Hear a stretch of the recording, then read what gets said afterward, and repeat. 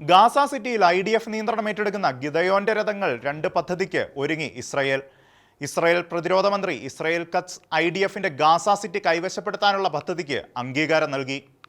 ഗിദയോന്റെ രഥങ്ങൾ 2 എന്ന് പേരിട്ടിരിക്കുന്ന ഓപ്പറേഷന് ഇസ്രായേൽ പ്രതിരോധ മന്ത്രി ഇസ്രായേൽ കാറ്റ്സ് അംഗീകാരം നൽകിയത് ഏതാനും മിനിറ്റുകൾക്ക് മുൻപാണ്. IDF chief of staff Eyal Zamir, ഉപ chief of staff major general Tamir Yadai, സൈനിക ഇന്റലിജൻസ് ഡയറക്ടർ, ഓപ്പറേഷൻസ് ഡയറക്ടറേറ്റ് മേധാവി, ഷിൻബെറ്റ് പ്രതിനിധികൾ, സുരക്ഷാ മേഖലയിലെ മുതിർന്ന ഉദ്യോഗസ്ഥർ എന്നിവർ ചേർന്ന യോഗത്തിലാണ് പദ്ധതി അവതരിപ്പിച്ചത്.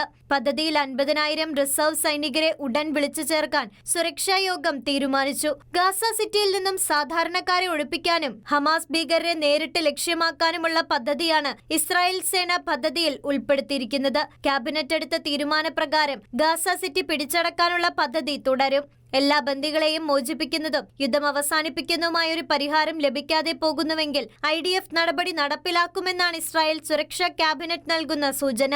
അതേസമയം ഒരു വശത്ത് ബന്ദിമോചന ചർച്ചകളും പുരോഗമിക്കുന്നുണ്ട്. ഹമാസ് നിർദ്ദേശിച്ച പുതിയ കരാറിൽ 2 മാസത്തെ യുദ്ധവിരാമത്തിനായി 10 ബന്ദികളെ വിടാൻ തയ്യാറാണെന്ന് പറഞ്ഞുവെങ്കിലും എല്ലാ ബന്ദികളെയും മോചിപ്പിക്കുന്ന വ്യവസ്ഥ ഇല്ലാത്തതിനാൽ ഇസ്രായേൽ സമ്മതിക്കാൻ സാധ്യതയില്ല എന്നാണ് സൂചന.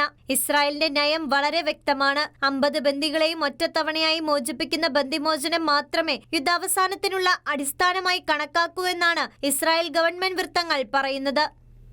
International desk, ഷെഖേന news.